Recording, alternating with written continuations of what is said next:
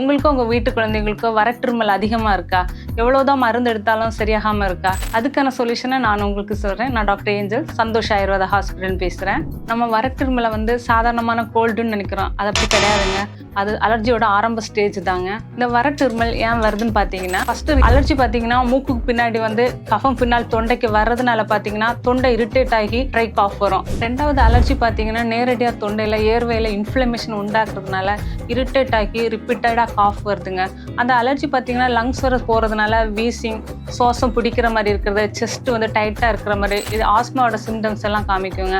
Allergy அதிகரிக்கும் போது கபத்தோட தன்மை மாறும், இருமல் மாறி மாறி வர்ற மாதிரி இருக்கும். இது குரோனிக்கான பார்த்தீங்கன்னா வாழ்க்கையை டிஸ்டர்ப் பண்ணுற மாதிரி இருக்கும். இப்போ இந்த வறட்டிருமலை என்ன பண்ணால் சரி பண்ணலான்னு பார்க்கலாம்.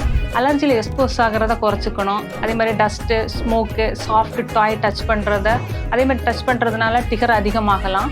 ஆயுர்வேதத்தில் அலர்ஜியோட ரூட் காஸை கையாளும் போது இம்யூனோ மாடரேட் மெடிசன் இருக்குது. இது லாங் டேர்ம் சொல்யூஷன் தருவாங்க. மற்ற எல்லா ஓடிசி சிறப்புகள் எல்லாமே டெம்பரரி ரிலீஃப் மட்டும்தான்.